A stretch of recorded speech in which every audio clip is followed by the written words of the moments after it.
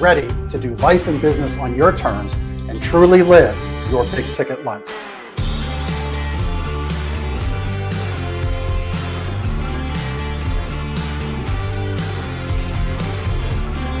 You either make excuses or you choose to level up. What amazing guests living the big ticket life.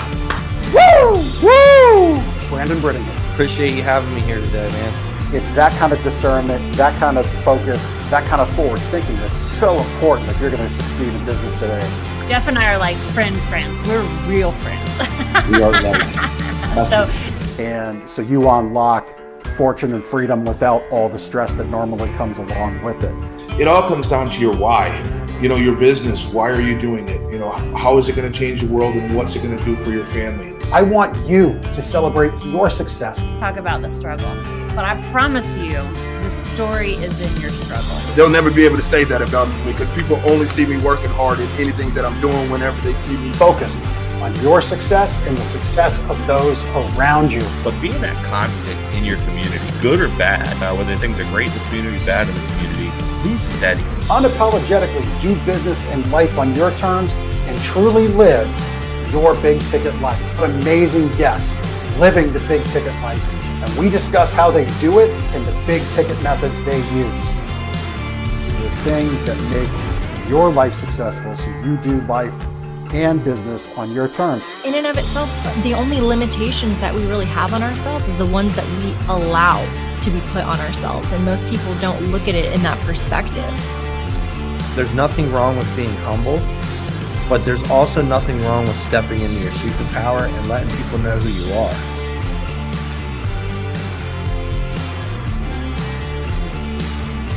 Get ready to do life and business on your terms and truly live your big ticket life.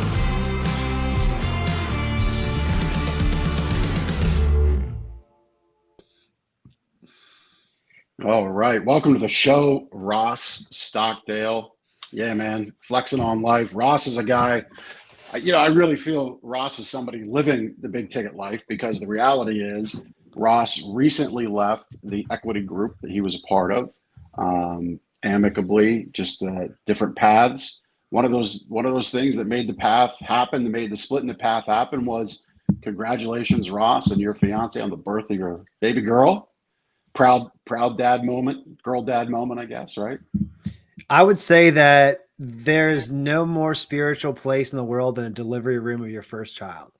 Oh, 100%. Yep. Just so happens that my spiritual experience was 37 hours of labor. So I had a lot of time to reflect on what mattered in life. And I figured some stuff out, and I probably got more gray hair in my beard then than I ever have in any part. So it's all good. Yeah. And I'm loving having a 9-week-old child right now. That's right. 37 hours. That'll be an amount of hours that you will never, ever forget. You will forever be reminded of 37 hours by your lovely fiance. She will remind you of all of that wonderful labor she went through for years to come. Yeah, no sweat. No big deal. But man, that's awesome. It's great to see families grow. I think family is one of the most important things we do. And you really kept that real recently. Made a change in your life. So let's kind of jump in right there. Like, obviously, and what is your baby girl's name? What is your little girl's name? So I named my business Thunder Stock Marketing after my daughter. So her name is Torvi Jane Stockdale. Torvi is the female equivalent in Norse mythology to Thor. So she's the goddess of thunder. So I'm going to bring the thunder to small business owners and help them grow their business. I thought you for a second you were going to say, well, my little girl's name is Thunderstock. I'm thinking, no. I would never be able to get away with that from the wife, but I got her buy-in on the shield maiden name. That's great. Love it. Love that. That's very cool. So really that was your family growing was a big reason why you made this choice in life really recently in the last handful of months or weeks even to move on, kind of go out on your own, plant your flag. Walk us through that. Yeah. So I had spent so much time anticipating, nesting, whatever you want to call it, preparing for the child.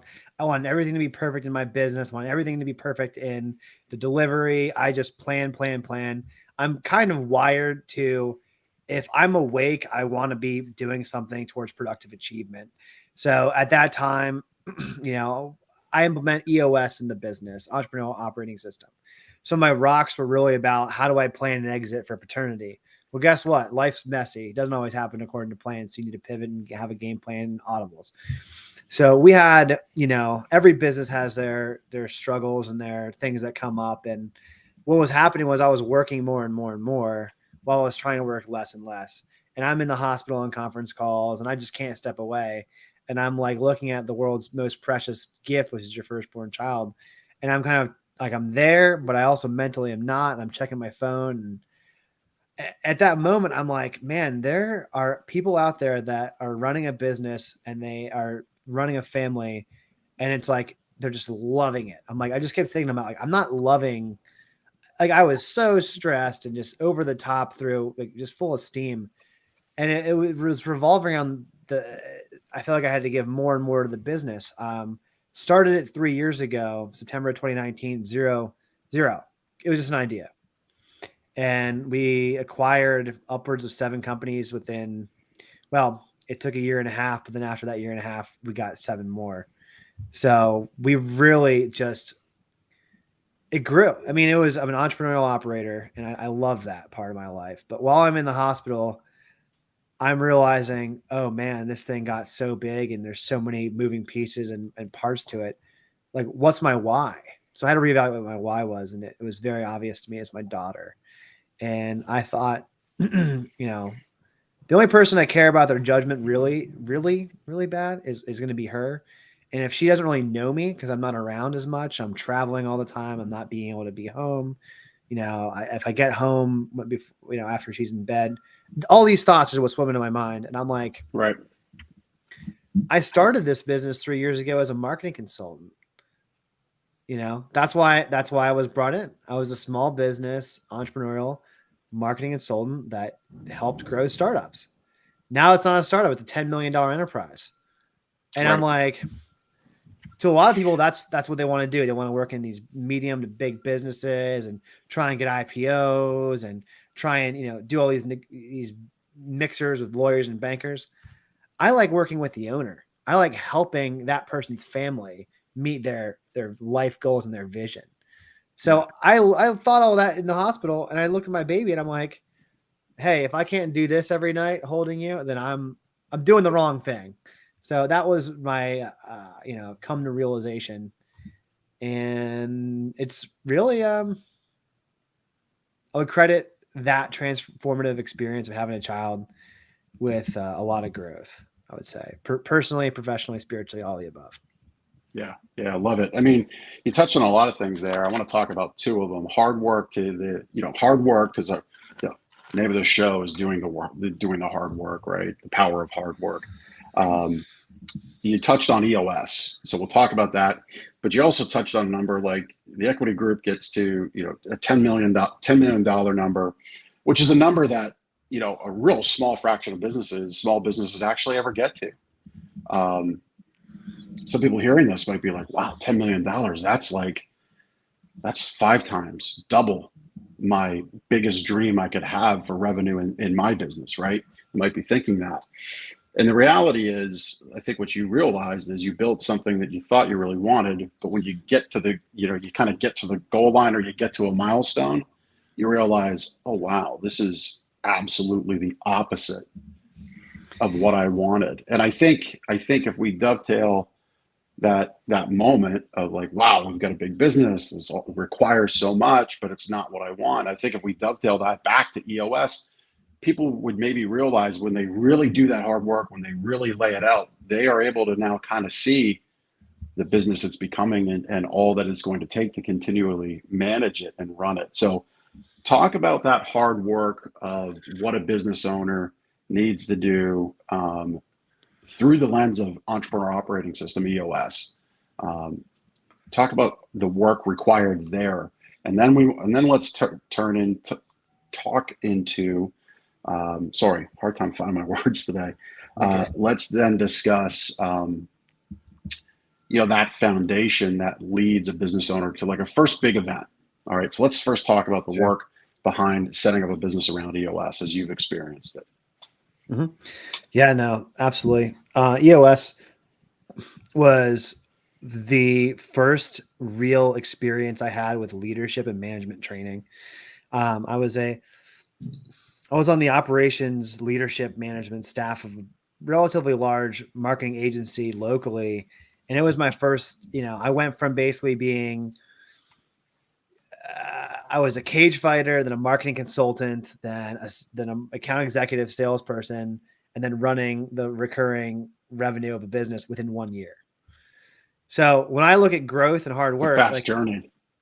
It was a lot. It's a fast journey. And you just grab the tiger by the tail. Like that was 2016. And like a year later, I was running a marketing agency, like wearing button downs and khakis all the time, like with a totally different.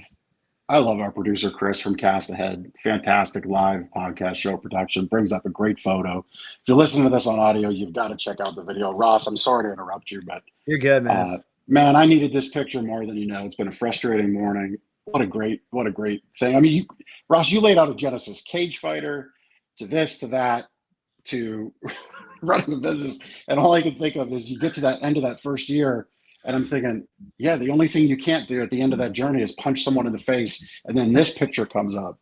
Just fantastic. You can still punch people in the face as long as you have consent. Consent is the key word. That's right. That's right. I mean, typically nowhere in Rocket Fuel or EOS is the book Traction is punch someone in the face. We'll just that's not something I would recommend to every business owner. But they need to be able to get punched in the face. So learning how to take a hit is not even like strict financial. It is like you need to learn how to suffer and go forward with pain, or else you will not progress. You will not grow. So cage fighting was a masterclass in that from a psychological human experience standpoint. I was 200 pounds on January 1st. On January 2nd, I said, to hell with this. And if I'm not allowed to swear, I apologize. But I said, F this. I'm making a change. I signed up for a cage fight the day after New Year's. I was still hungover, I wasn't at 5'8", being 200 plus pounds was not a great look when I was a college wrestler. And I had these dreams. I'm like, I can't let these dreams die in my chest. I got to express them. I'm not going to ever look back in my life at being 26, 25 years old and think, wow, I'm proud of that drunk slob fuck. So I signed up for the cage fight and it was at 165. So that was 40 pounds. Right. And that was January 2nd, cage fight's March 5th. Right. So I lost 40 pounds. I got completely sober. I said every day from the hours of 5 a.m. to 11 p.m., I will work towards building my dream. And I did that. And that's what I did. So I was working at a tech startup as a marketing manager, doing all this outreach, cold email, cold DM, cold calling, warm outreach, 60 hours a week at a tech startup. I would wake up at 5, get to the gym by 6, from 6 to 7, work out, strength conditioning, sauna, stretching, yoga, cardio, whatever, get dressed, wear my shirt and my tie, drive into the city, work from like 7:45, 8 till like 5:30, get to the jiu-jitsu MMA studio in Centerville, train from 6 to 9 p.m., go home, laundry, eat, chores, whatever, film study, learning, mindset, try to sleep at 11, wake up every single day, Saturday and Sunday. So in that first quarter of 2016, I'm just going to do some quick math, 5 a.m., 12, 6, 18-hour days, 7 days a week. Yeah. That's what it took. I won the fight, accomplished the dream. Problem is the dream is powerful. 18-hour days times 7. Yeah. That's what I live powerful for. Commitment. So I did more, I was the top selling cage fighter as a debut amateur in a local event. I sold like over 100 tickets. There's 1,000 people in the stands, 10% of them from me. Never fought before. Right. I mean, it's not. Yep. I generated. 1,000 people overall is a big event for a local amateur MMA ticket, and the fact that you sold 100 tickets. I mean, there are many people that sell 10 or 20. And I had a good friend of mine from high school football, and you'll appreciate this. We were linebackers together. It was his birthday. His brother got him this ticket as a surprise. He was drunk, giving me a hug. He's like, "This is the best birthday ever." And to me, that was the better reward than getting my hand raised and like winning a fight. Was I got to make one of my good buddies from high school's birthday. Nice. Like that was the very reward. nice. So at the end of that, I'm like, okay, I want to keep riding this wave. Problem is, I didn't goal set properly. Right. So I didn't have a BHAG. I had a 90-day rock, which I crushed. Right. So I learned this very early before EOS. And then it turns out you lose one fight. So you go 1-1. You're no longer undefeated. Right. And I sold a bunch of tickets, but I got, punched in the eye and I'm getting hurt, banged up, and money is not coming in. Right. Because it's not lucrative. You have to make it so far. Conor McGregor, was on welfare before he became the world's richest athlete. Anyway, Well, it takes a special person to commit to, and this is appropriate to business, even though we're talking through the lens of mixed martial arts and cage fighting. It takes a very special dedication and a committed person to decide a part of my personal goal in life is to get punched in the face repeatedly. I'm a purple belt in Brazilian Jiu-Jitsu. That's where I left on that journey. I'm working to get back on it. But the reality is it's a physical toll unlike anything else. And right. And it's like investing. Takes dedication. It's just like starting a business, just like investing. You have to pay the price if you want the reward. So I paid in multiple ACL tears, broken my hand, concussions. The real reason I retired is because I realized that my job as a marketing consultant, which I learned to love after I was away from it. If I can't look at a computer screen and light sensitivity and sound from concussions, I can't do my job. So I didn't want to be permanently disabled by like 26, 27 years old. That was what I thought was going to be the case. Then I got into the media aspect and I became so within 1 year, SEO strategist, account executive, salesperson for marketing agency, digital marketing team manager, so operations manager of a business on the leadership team. Then I got into EOS and then I learned, so now I'm like right next to a founder, president, CEO that has helped thousands of businesses locally, has literally helped built over 2,000 websites for local small businesses. And I got to talk to what I thought were successful people living life on their terms, owner operator, hundreds of them in a short period of time. And it just opened my eyes to like, wow, these are the people that I want to learn from and surround myself. So I was teaching them my techie digital marketing aspect. I started as an SEO guy in 2012, 2013. I was building websites, just, gritting it out, not even getting paid. I was just doing it to get a resume. Right. But back to the cage fighting thing. It's like, you don't necessarily have to invest all the money in the world, but if you don't invest your body and your heart and your mind and your soul, you will not get a return and you can lose everything. So again, it's just what's people's risk tolerance. Right. So, right. And that dedication to a goal is so very important. I mean, we're in a society where there's so much talk, so little action, so easy to show what looks like action through the lens of social media. But the reality is behind the scenes, it paints a very different story. So, I heard an interesting point about EOS specifically, and this isn't an episode that's kind of like a sneak around, end around on promoting EOS. It's not. But the reality about EOS is businesses that put that in and run on it actually can sell for a higher valuation. Yeah. Yeah. No, it's absolutely true. Yeah. And I mean, the lesson there, the takeaway there for anybody watching and listening is that whether it's EOS or another system, the reality is you need a system. You need this foundation to have the business run so you don't find yourself like Ross did, in that moment where his little girl Torvi is born, and it's like, oh, well, wait a minute. I'm required to run this thing. Like my big goal, the things that I work with people on is I like to say, kind of move them into that shark seat in their business, the investor seat. Right now, maybe that's you just sit at the top of the business. If you have a grandchild being born or a child being born, do the baby being born and let all the work of the business being done. That That can absolutely happen. That's being in the investor seat. It's being able to be away from your business weeks at a time and things stay on track. The sales come in, the problems get handled, nothing falls apart. That's what I like to call being in that investor seat. And then from there, and this is what I really want to dig into with you is from that position of showing somebody that you are in that investor seat. Can you take on an equity infusion to grow? Can you sell? Can you grow in other ways with money, using money as a tool to grow the business and keep that position, right? Because that's really that's the BHAG, that's the big, hairy, audacious goal that really every business owner should have. So let's have you dig into that, Ross, from your, because you've done I will this. say you nailed it, right? So the thing with so many small business owners that I love about them is that they risk everything in their life to pursue a dream.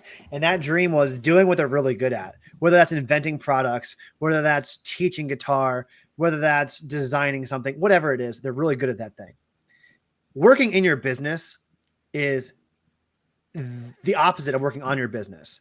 I'm a visionary. If you look at the EOS org chart, I sit in the visionary seat. I come up with that is like what I do.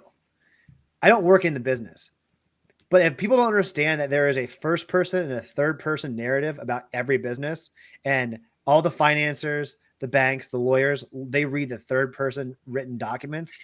They look at your T12. If you don't know what a T12 is, good luck trying to sell your business. Trailing 12 months. If you don't look at the fact that people are going in 3 to 5 years in the history of your business to see if it looks nice, and they're going to project themselves 3 to 5 years in the future of business, it is always a 10-year plan for a business if you want to sell.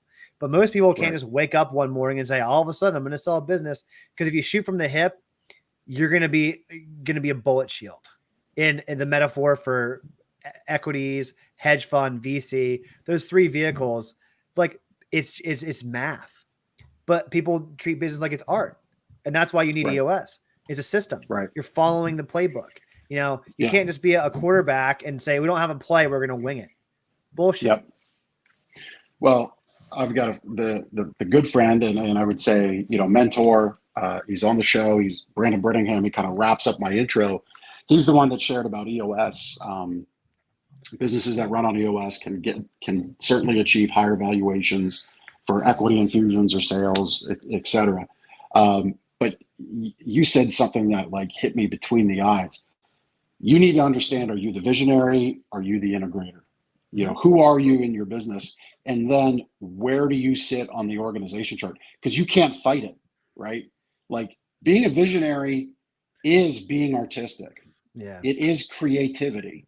It's just that visionaries like you and I, we get paid for our thoughts and ideas. We don't get paid for strumming chords on a guitar or painting artwork or singing, because nobody wants me to really do any of that stuff, because it would be no value.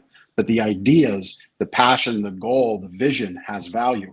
But if you fight that position on the org chart because you're not skating to where the puck is going, in other words, you're not willing to hire that integrator, you're not willing to bring in people around you to support you. You have to be that person that's got to have your hands in everything, and you pride yourself on that. You pride yourself on taking phone calls at 11 o'clock at night. Well, guess what? You're fixing to hold your newborn baby where you're losing 10 clients. Yep. No, right? and that's you the thing. Can't fight that org chart. Can't do it. EOS is a humbling experience for people that if they want to argue with an EOS implementer. I was lucky enough to have a coach, and I think you can't really be a business coach or consultant if you've never had a coaching consultant. That was really good. So Ed Callahan from Sun Microsystems is an EOS implementer, and this guy, he reminded me of Gandalf from Lord of the Rings. If you're familiar with that, he's just seen it all. He's coached it all. He just was so wizened, and he really cut through the bullshit of all of our ego, all of our problems, and really got to the core of it, so that it would get aired out. It would get sunlight on it. You just shed light on the real problems. And we as business people get paid to solve problems. It just so happens that some people like solving different problems than I do. And that's why I started Thunder Stock Marketing, because I want to help solve problems that people fucking hate to solve. And they don't want to learn how to solve it. They might be 50 years old looking for an exit, and they don't know how to do that.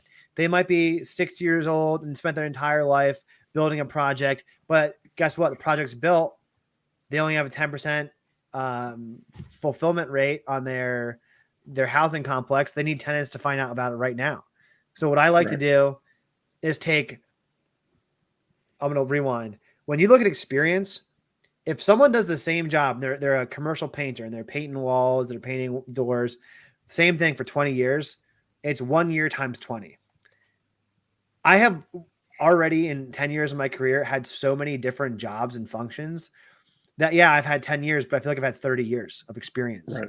Because I mean, just take that one quarter one in 2016. I worked 16 hours a day, every day for 7 days a week. No one else is doing it. I ran laps. That was 1 year within one quarter for most people. So it's not saying to brag. It's saying that, like, be careful what you wish for, because you will get it. Right. And don't, Yeah, I mean, the reality is, in that quarter, as an example, and I'm sure you've had other quarters since, another week since, and recently, because you're on a new path where you are doing that level of work. And the reality is, if you're committed to it, you are stretching that divide. And that's one of the things that I like to always focus on whenever I talk with somebody or they reach out. It's like, you have your competition and you have you, and there's a gap in between. And that divide and gap should be so visible. And it kind of sounds weird to say it this way, but like, you want to make it so obviously perilous that choosing them over there is dangerous, and choosing me over here as the light on the hilltop is so safe and easy and welcoming that you just don't even look over there. Like, creating that divide in your competition is so important, and it comes from that work. And that work, if you structure it through EOS or any other system, EOS I think being the best. I mean, yeah. Would you agree? EOS is like the Bill Belichick of business systems. For small and medium-sized business owners, absolutely. You want to make something that's supposed to be complicated. The reason financial people are so successful is because the everyday person can't understand it. But what EOS does is it makes it so every small business owner that has 3, 10, 15 employees, maybe they do $800,000 a year, maybe $500,000 a year, they can use it. Like, they don't need a college degree. Right. So they need a system. EOS helps. It's not the only thing, but it is a great first step. And it's kind of like using, Vince Lombardi's playbook. It was amazing. It worked, but it evolved over time. There's other programs that they're like System and Soul and Scaling Up and you name it. Yeah. They're all great for the right time and place. But for me and my clients, I would be using EOS. Yeah. Why? Because I know it. I put the work in. Yeah, 100%. I mean, I've been exposed to it now for the last year. We were kind of on this path. We had the skeleton in my main retail business. We had the skeleton of it already existing. But man, the last month or so, I've kind of put the flesh and package on it. And it's just unlocking so much new opportunity for us to really, like, I felt I had the pedal to the floor, but really I was about 70% of the way. And it's just really remarkable. Just to kind of put a bow on this again, because I think we have more to tap into in our time together. But like, if this has inspired you, go get the book Rocket Fuel. I think that's a great place to start. Mm-hmm. Would you agree, Ross? For anybody wanting to kind of jump into EOS, start there. You might have Rocket Fuel and What the Heck is EOS? So I have the entire library. Okay. Both of those are a great place to start. But I think Rocket Fuel is a great place to start because, within there, you're going to get an idea of what this org chart looks like. You're going to get an idea of who you are in your own business. So many people really misunderstand that, I think, and maybe we can unpack that next, where people misunderstand who they are, why they got started, and where they're going. But go there and then really take the test. Are you a visionary? Are you an integrator? Where do you fit in your own business? Because we all have everybody's had that dream once. If you're that painter, right, you put 10 years in painting for a painting company, you're like, I can treat people better than I'm being treated. I know there's better quality steps that can be taken than what we're taking, and I understand why we're being made to do these steps because of the way we bid projects, but I think I can do better. So that painter goes out and starts a business because they're into it. They like painting. They get satisfaction of how they renew somebody's building or make it look better. But it's that it's that age old story where they get into it and then they realize, man, the only way I can make more money is if I work more. That's a low leverage opportunity. And I wanted to, Hmm. I was thinking about the title of this, the power of hard work. And there's a quote that just slapped me across the face during this conversation. It's by Archimedes. It says, "Give me a lever, a long enough lever, and I can move the world." So the point of hard work and the power of it is to build Like that. leverage for yourself. If you don't have any leverage, you have no freedom. Like just thinking about jujitsu, what's a fulcrum? Like, I was a college wrestler with these ugly mangled Cauliflower ears, ears. and I would Yep. just outwork everyone. I'm going to cut so much weight. I'm going to lift so much weights. I'm going to eat all this chicken, and I'm going to run faster than you. And guess what? I was getting my ass whooped by people with like chubby beer bellies. And I was like, how was that possible? I'm working so hard. I'm like this jacked. And when I was 22, 23, I had like a 12 pack. I was like just in shape. You know why? I didn't have any fucking leverage because I didn't develop this skill of technique. If you break things down, confidence comes from possession of skills and utilization of skills. You can't fake confidence. You're just lying to yourself. The market will test your skills. And if you have positive reinforcement from the market, your skills have a fit and they can produce a result for you and your clients, you will have confidence. But you don't get any further unless you leverage opportunities and leverage skills. You have to work really, really hard to gain that leverage. And once you do, I literally, perfect example. As a fractional CMO, I took $500. I made one ad campaign and I sold more than the business did in the last 10 months in 2 weeks. Okay. So it took me one day to do that. Not that I'm a genius. I'm not. I just went into a situation where I've been there before, had a plan, felt confident in the plan, executed the plan. And in 2 weeks, it sold $102,000 off of $500 of ad spend. Right. Whatever. Like it doesn't matter. That could be done repeatedly. But if they knew what I knew, they would do the same thing. Mm-hmm. That's just that's what, when I look at the title of this, of the power of hard work, it's just, I created leverage. And you look at some of the best martial artists in the world to compare it with business people, like, even Bezos and Musk, they're really, really calm. They have this quiet confidence because they can, because they've earned that. And some of the best martial artists, Anderson Silva, George St. Pierre, they're like really nice, humble guys because they've been through some shit. So like, I look at myself, I'm like, I still got so far to go, but I've gone pretty far. Right. And EOS was a structure to do that.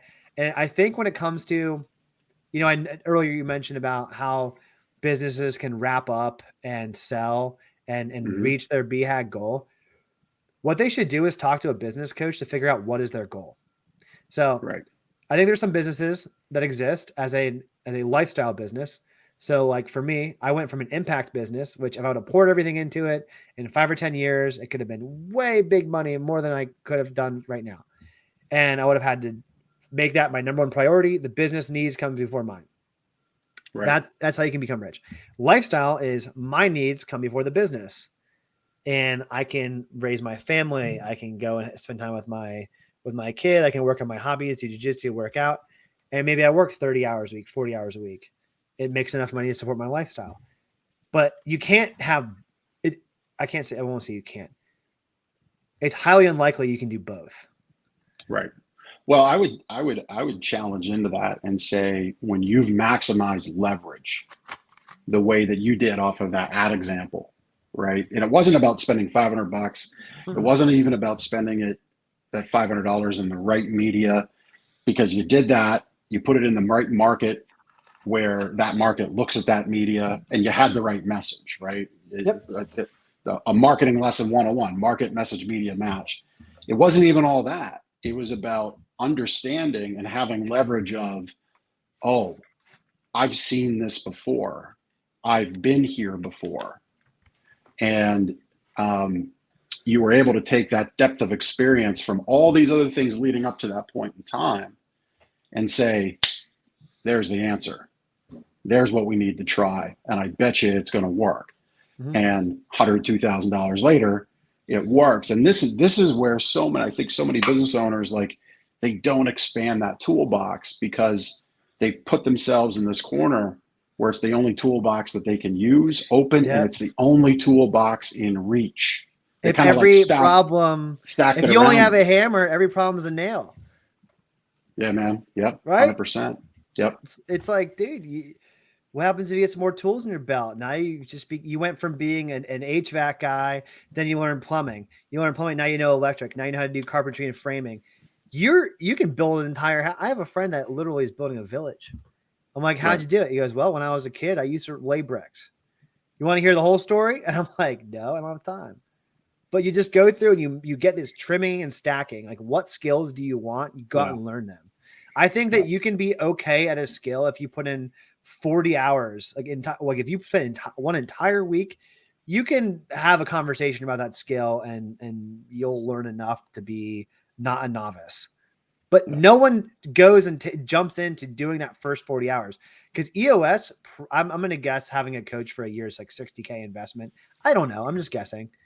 But guess what? In that $60K, you just took somebody's entire 30-year career. Yeah, you've compressed. 60K is a big investment for any business, right? Mm-hmm. I don't care if you're an Amazon. It's $60,000, and I'm a big believer in respecting money. Yes. It's one of my core values in the retail business. We respect your time and money as though it's our own. So yes, you can absolutely compress time. You can leverage experience from an investment in a coach. I have them. You have them. If you're not in that position, the reality is you need to understand, like your HVAC example. Yeah, you can expand your business with more plumbing, with more HVAC, more electrical. But the reality is there is 24 hours in a day to stack those skill sets into. So that leverage now becomes, how do I get myself out of that business and run this business? Because that's like I think you used the phrase bullet catcher. Right. That an investment firm, private equity, VC, right? That's what they call a business owner that's like just too in the business. Is that correct? Is that what I understood you to say? If there's a business that I'm going to look at from a private equity standpoint, and all of the customers are that person's friends and family, and that person does all the sales, and there's no written documentation on how to create the product, and it's the only person that does create the product, is the only person that has to source it. All the relationships, none of it's documented. Wow. Do you think they're going to be like, oh my God, you're so wonderful, let me give you all this huge multiple? No, you have to copy and paste your skills into the minds of others. That is the value. Like, you have to be able to replicate yourself. That's why it's an egoless task, because the more skills that you personally develop, the less you share. Don't hoard skills. Like, we get rewarded as go-givers. You have to pour into others. And it reflects on a balance sheet, and it reflects on a valuation. Like, I want to, like, I would not ever want to own 100% of a solopreneur's business, because I'm not that person. I'm never going to be that person. I want that. Right. I want to pay for a job. Yeah. Yeah. And I mean, listen, if you are that solopreneur and you're happy, a lot of solopreneurs kind of wear that badge of, I'm unemployable. Yeah. I can't work for anybody else. Well, that's great.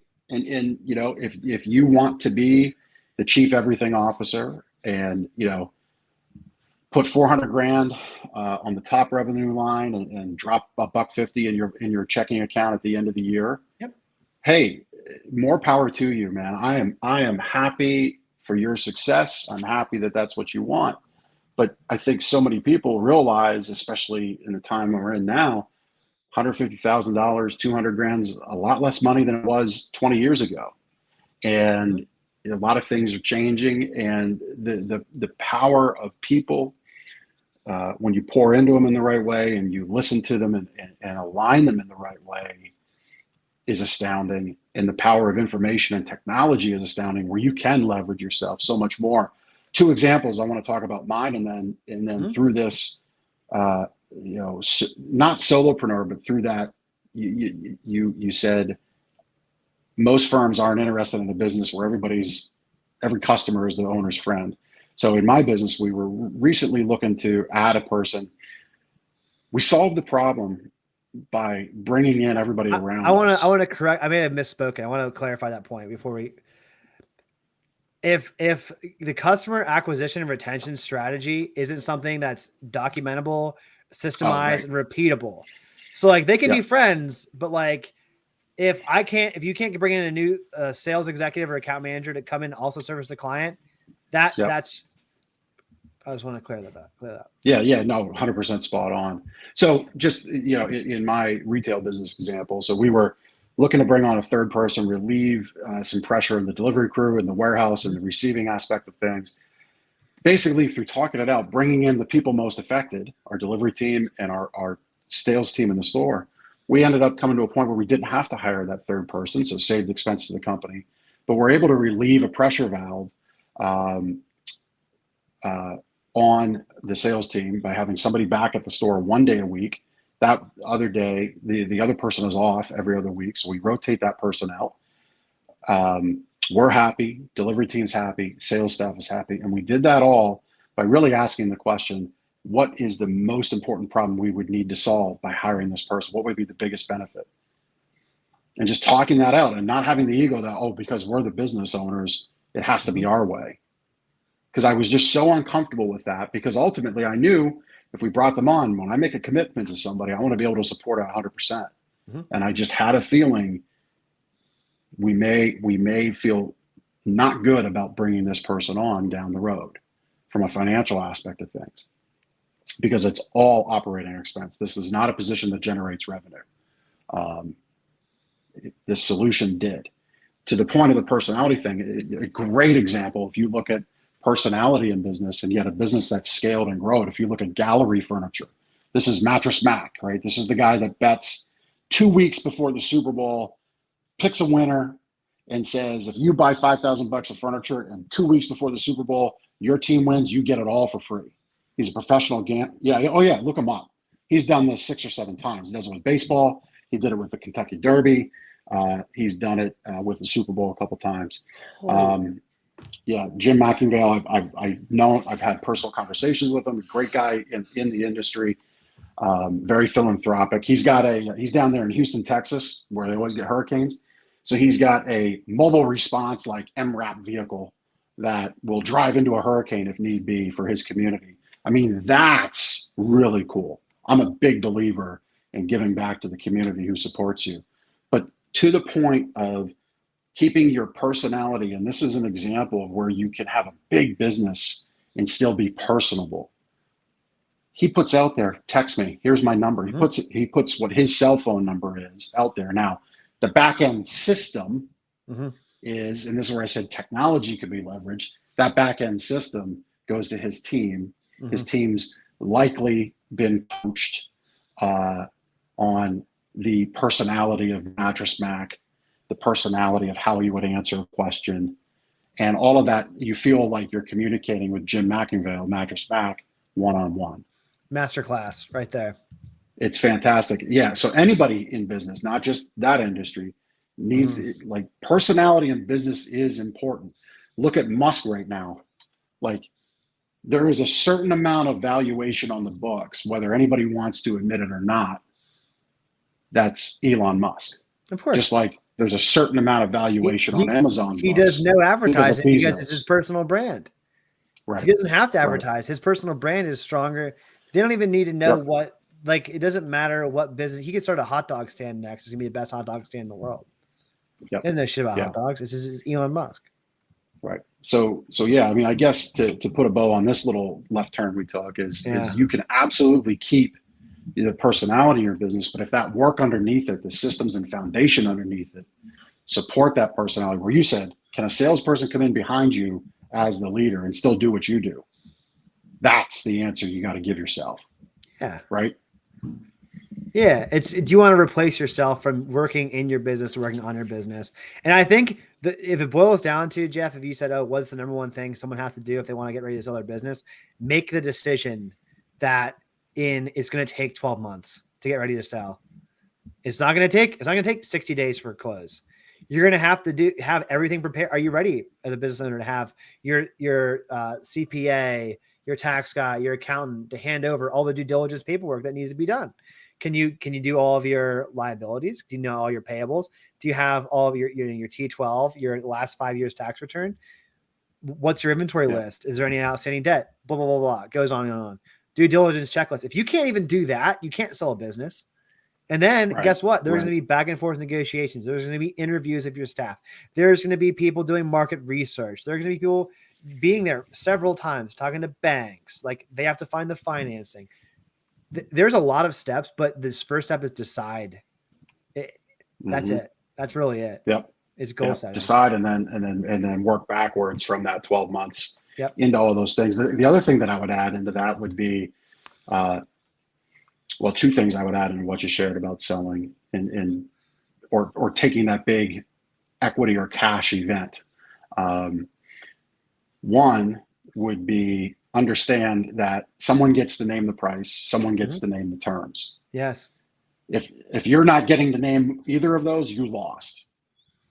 Right? Like, and so many people, I think, go and sell their business and then smarter. Well, I shouldn't say smart. I don't want to. Smarter might be insulting somebody. I don't want to say that. I try to be a nice person every day.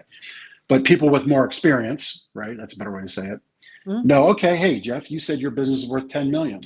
Well, you don't understand your liabilities. You have no customer list. You kind of have some systems. You kind of have all these things. So we're going to name the terms.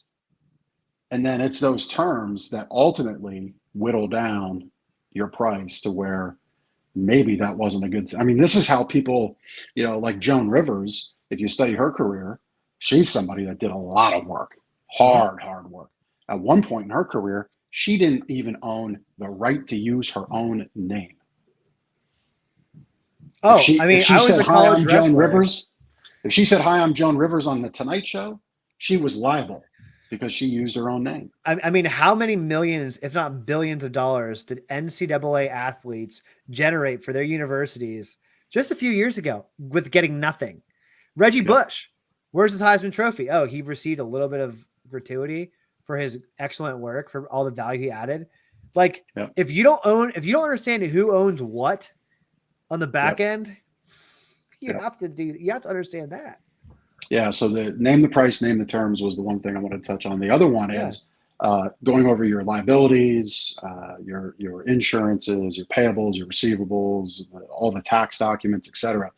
I think the other big thing there to help raise the value of a business and really make your business more predictable, more repeatable, give you more peace of mind is a customer list that you can tap into at any given time. And I'm guessing that $102,000 example where you spent $500 on media, I'm guessing you tapped into that business owner's list. Is that right? There was a Facebook page that had like 30,000, has substantial, like tens of thousands of people liking the page. It was just never funded properly to reach that list.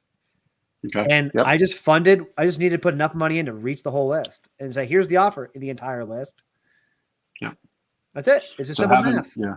So having a list now, being able to tap into that example, Facebook group, that's even more impressive because it's so hard to make money with Facebook as a media because there's so many ways in which your ad spend gets spent without being a return. But the reality is having that list is important and making sure who owns what. Facebook owns that list, not that business, because they can turn it off like that. They can just turn that group, shut it down.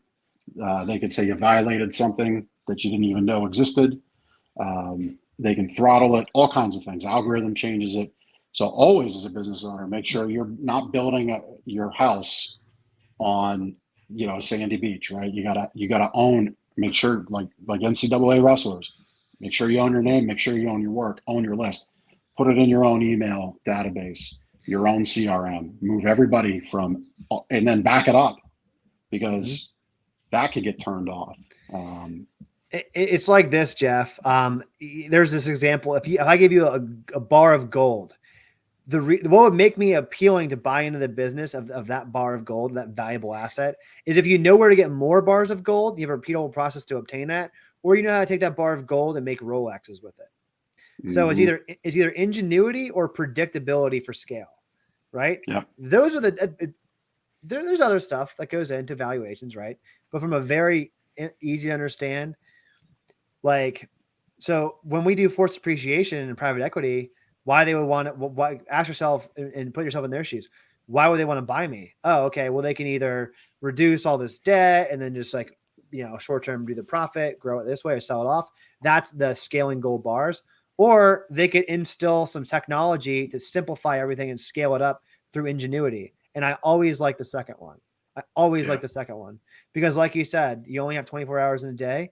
There's only so much effort. But if you can learn how to use a new tool to gain more leverage, you just unlocked a shit ton more power. Yeah. So. Love it. Love it, man. Well, I think we did a pretty darn good job of throwing down on this topic of work and how to leverage yourself out. So you're kind of on this new journey. Love the name Thunderstock. Love it. How do people get a hold of you? What might you be able to help people with? Let's share that absolutely. as we look to wrap up. So I'm, new website under construction, but I want people to know that it's me. That's just my LLC legal name. Thunderstock is a great name that I thought I had to put up there because my name wasn't available for an EIN. But yeah, reach out to me on LinkedIn. It's J. Ross Stockdale. That's how you can find me on LinkedIn. Reach out to me on social media. Just type in Ross Stockdale. You can find me on Instagram, Twitter. You can find me on Facebook. I'm going to be producing podcast content and YouTube. Follow me wherever.